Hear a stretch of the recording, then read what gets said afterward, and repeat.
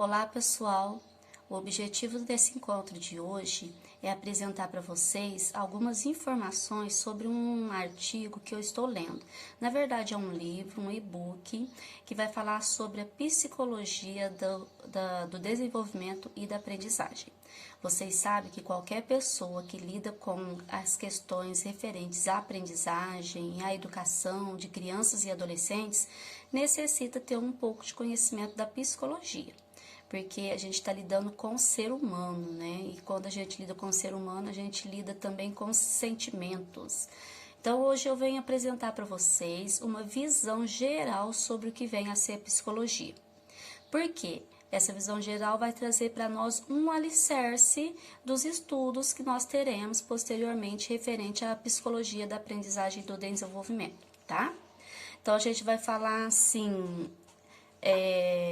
lidar, né, com a psicologia nos diferentes contextos em que ela vem sendo utilizada nos dias atuais. Mas de forma especial, né, especificamente, a gente falará mais sobre o viés científico, porque é através da ciência que a gente pode comprovar o que é falado, comprovar os estudos e comprovar principalmente a questão do desempenho da criança, do adolescente, do seu desenvolvimento, da sua aprendizagem, né? Então, quando a gente pensa assim num professor, qual que é a necessidade desse professor conhecer determinadas teorias psicológicas? Qual que é a necessidade do professor, então, ter esse conhecimento da psicologia? Então, isso é muito importante na formação de todo profissional, à medida em que nós podemos, né, entender melhor o processo. No nosso caso de professor psicopedagogo que lida com conhecimento, então é importante a medida que faz com que a gente consiga entender como o aluno processa o conhecimento, como se dá a aprendizagem, como se dá o desenvolvimento dele. Para isso, nada mais, nada menos, nós precisamos de conhecer um pouco da área da psicologia, tá? Então, esses saberes psicológicos, eles podem contribuir com a qualificação dos processos educacionais, pois eles favorecem a compreensão do indivíduo, né, de um modo global. Porque a gente não pode lidar com o indivíduo só em uma área. O ser humano, ele é construído de forma global, né, total. Então, não adianta eu ter um entendimento só da parte cognitiva, se eu não tenho um entendimento da parte emotiva, da parte social e assim por diante. Então, nós temos que ver o indivíduo como um ser inteiro, integral, tá bom? Então, agora a gente vai falar um pouco sobre a contextualização da psicologia. Então, nós vamos falar, existem dois tipos de psicologia, né? A psicologia do senso comum e a psicologia científica. A psicologia do senso comum é aquela que é resultado de experiências vividas do que se observa, do que se aprende com outras pessoas no cotidiano, tá? Então, por exemplo, quando eu falo assim, que uma pessoa é psicopata, se ela é psicopata, o que nós entendemos de psicopatia, né? Nós sabemos o quê? Nós sabemos que a pessoa psicopata é aquela que tem algumas atitudes que não é muito convencional. Então, isso é o nosso conhecimento do senso comum. Se eu for falar, por exemplo, entender o que é a psicopatia, cientificamente eu não saberia dizer, né? Então, isso daí, a não ser pessoas que têm um conhecimento mais profundo, né? Mas quando eu chamo uma pessoa de psicopata, isso é relacionado com o meu conhecimento do senso comum, tá?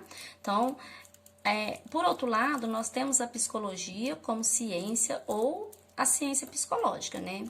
É um conhecimento científico constituído através de rigorosos estudos. Ele faz uso da linguagem precisa, da linguagem objetiva, ele precisa, né, a psicologia científica precisa de ser constituído por estudos bastante rigorosos, que necessita passar por verificação, interferência dos aspectos, não pode ter interferência dos aspectos emocionais, né, tem que usar mais da razão. Então, é quando tem um estudo através de observação, através de experimentação, tá? Então, vejam só, quando o estudante ele compreende que ele aprende melhor, ele compreende melhor através da repetição, e quando ele repete, ele consegue memorizar, isso, se ele tem dentro dele, ele consegue, essa é a ideia dele, isso é um conhecimento do senso comum. Agora, se ele for explicar o porquê que a repetição faz com que ele memorize determinado conteúdo, o estudo, isso seria a psicologia científica. Então, a psicologia científica, ela vem para compreender o porquê. O porquê que aquela pessoa, ela entende melhor, ela memoriza melhor por repetição. Então, o senso comum é quando eu sei que eu aprendo repetindo. Agora, o porquê que eu aprendo repetindo, isso seria a psicologia. Aí vem a questão dos estudos experimentais, tá? Então, eu tenho aqui um resuminho do que seria a psicologia do senso comum e a psicologia como ciência. A psicologia do senso comum, elas têm conhecimentos, são os conhecimentos, né, acumulados no cotidiano e transmitidos culturalmente. Apropriação de conhecimentos científicos sem a preocupação com a adequação do seu uso. Usa-se uma linguagem coloquial, uma linguagem informal, não tem base teórica e tem grande influência de valores morais, referentes a certo ou errado, tá? Agora, a psicologia como ciência, ela tem conhecimentos, né, que são adquiridos de modo sistêmico, preocupação com objetividade e maior aproximação possível da imparcialidade.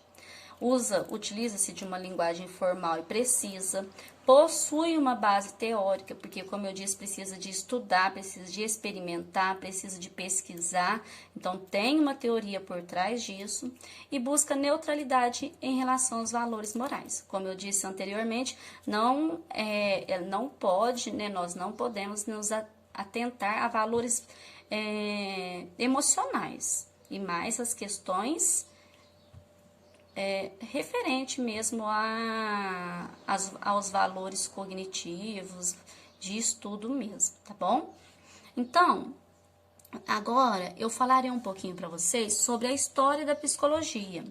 A psicologia, ela é uma ciência, né? E teve início em 1879 na Alemanha com Wilhelm Wundt. Apesar disso, né, nós não podemos esquecer também que as primeiras tentativas de sistematizar os conhecimentos sobre as questões psíquicas foi a partir da filosofia grega. Então, a psicologia, ela vem da palavra psique, que significa alma, e logos, que significa razão. Então, dessa forma, né, nós podemos dizer que a psicologia é o estudo da alma. E como eu disse, desde a antiguidade, os filósofos gregos, né, eles começaram as primeiras ideias, na verdade, sobre o que seria essa psicologia, né? Então, esses filósofos, eles concebiam, né, essa parte do nosso... do entendimento, porque eu não posso dizer que é do nosso corpo, porque é o estudo da alma, né? Então, para ele seria essa alma uma parte imaterial do ser humano, que seria, né, o pensamento, os sentimentos que a gente tem, seja ele de amor, de ódio, a irracionalidade, o desejo, a sensação, a percepção, isso tudo são relacionado, né? Eles acreditavam que estava relacionado aos estudos da alma, tá? Então, Sócrates, ele foi o responsável por impulsionar, né, as ideias sobre esse mundo psicológico. Então, Sócrates, ele viveu 469 a.C., tá? E ele falava desse mundo psicológico por meio do estudo da razão. Ele fazia uma compreensão da essência desse ser humano, né? Porque ele acreditava que essa razão é o que diferenciava o homem dos animais, tá? Posteriormente, no ano de 427, nós temos Platão, né? 427 a.C., tá bom, gente? Platão, ele dedicou-se a desvendar a parte do corpo que abriga, né, a razão. Então, o Sócrates, ele fala, né, que ele fez o estudo da razão. que ele acreditava que a razão diferenciava o homem dos animais. Já o Platão, ele veio falar qual parte do nosso corpo que abriga essa razão. E ele também acreditava na imortalidade da alma. Para ele, a alma não teria fim, né? Ela era imortal.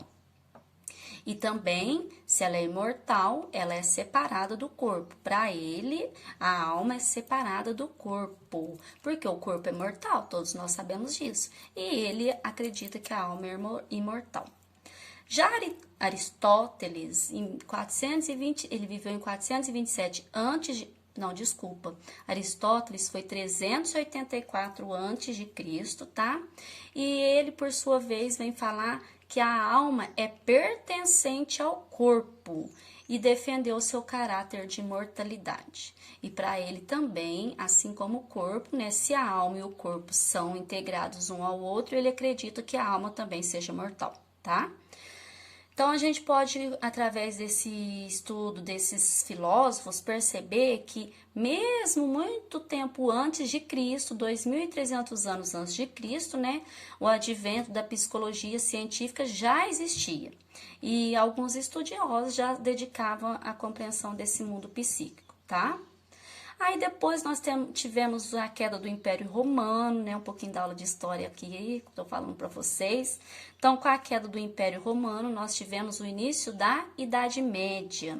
E aí, a partir desse momento, as teorias acerca dos fenômenos psíquicos, eles passaram a ter uma influência religiosa, porque nesse momento, na Idade Média, a igreja começa a dominar, né? É o momento que ela domina todo esse período da Idade Média.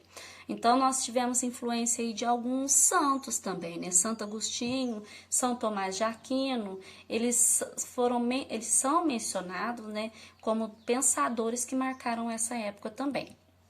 Tá? E eles falavam um pouco dessa questão da alma e do corpo, mas sempre ligado à questão religiosa, aos dogmas religiosos, tá? Logo após esse período, né, após o Império Romano e a Idade Média, nós temos uma nova época, né, marcada por importantes transformações. Essas transformações vieram no mundo da arte, da política, em todos os sentidos, né, que foi o momento do Renascimento. O Renascimento ele surge aí por volta do século XIX e ele traz alguns, além dessas mudanças, né, ele traz avanços também na produção do conhecimento. Aí nós temos alguns autores, como por exemplo Leonardo da Vinci, William Shakespeare, Galileu Galilei e René Descartes. Que René Descartes ele foi muito importante, tá? Ele foi um estudioso que marcou essa época. Lógico que todos os outros foi muito importante, mas referente à psicologia, Descartes ele teve um papel muito importante, tá? Porque ele foi considerado por muitos o precursor da filosofia moderna, ao postular que o ser humano possui uma parte material, que é o nosso corpo, né, físico, e uma parte pensante, que é a nossa mente, a alma e o espírito, que é já o que dizia alguns filósofos também antes de Cristo, né? Mas Descartes, ele veio com essa ideia, né, já após aí o Renascimento, e ele teve uma importância muito grande, tá? Então, esses valores e a visão de mundo referente ao Renascimento foram promovendo muitas transformações socioculturais que fizeram que surgisse, então, uma ciência psicológica, tá? Teve-se, então, essa origem, né, da psicologia científica. Então, esse modelo de psicologia, né, científica, ela foi crescente, né, devido à valorização da ciência enquanto sendo um modo privilegiado, né, de dar conta de todas as demandas daquele momento, né, por conta da nova ordem social, que era o capitalismo. E também, né, para dar conta da importância crescente, né, das questões pessoais e das questões individuais. Então, começa a se dar visibilidade também para a expressão subjetiva do ser humano. Porque até então essas questões do pensamento, da mente, elas não eram tão estudadas, né? Então, foi nesse momento, a partir desse momento, com René Descartes, que nós tivemos um estudo mais profundo sobre essas experiências subjetivas do ser humano, tá? Então, com relação a essa psicologia moderna, foi o Wilhelm Wundt, que na Alemanha, em 1832 até 1926, né, foi ele o fundador dessa psicologia moderna, né, em razão de ter sido o primeiro, porque que ele é, né, o fundador, porque ele foi o primeiro a realizar experimentos em laboratórios a fim de compreender os fenômenos psicológicos. Então, foi na Alemanha que surgiu esses primeiros experimentos relacionados a sentimentos, relacionados à mente, tá? Aos fenômenos psicológicos, vamos dizer assim, tá? Então, como que ele fazia isso, né? Ele fazia uma introspecção controlada, que seria o quê? Uma observação e descrição por determinada pessoa de suas experiências e seus padrões de comportamento. Então, ele observava, né, e descrevia os padrões de comportamento dos seres humanos, né? Então, ele treinou os participantes dos seus estudos para que relatassem as suas percepções ao serem expostos a diferentes estímulos. Então, se eu oferecesse um estímulo visual, ele pesquisou, né, ele estudou qual seria o resultado, né, a percepção, o sentimento desse participante. Ou se fosse um estímulo tátil ou um estímulo sonoro, né, ele tenta investigar qual que seria a percepção de cada um desses sujeitos referente a diferentes estímulos. Então, Wundt, ele inaugurou um novo modo de construção do conhecimento na área da psicologia, tá? O próprio autor, né, ele mesmo, ele conheceu que há fenômenos mentais que são inacessíveis à experimentação. Mesmo ele acreditando que ele pudesse fazer a experiência e ele pudesse ter resultados referentes as experimentações, né, ele mesmo acreditava que existem alguns momentos, alguns fenômenos da mente, por exemplo, que não tem como ser experimentado. Então, quais são esses aspectos que ele acha que não teria como fazer esses experimentos, né, e ter algumas conclusões? São aqueles que consideravam uma grande influência de aspectos culturais, por exemplo, a linguagem, né, e sociais também, tá? Então, todos os aspectos relacionados a experiências culturais e sociais não tem como ser estudados em laboratório, ele mesmo falava isso.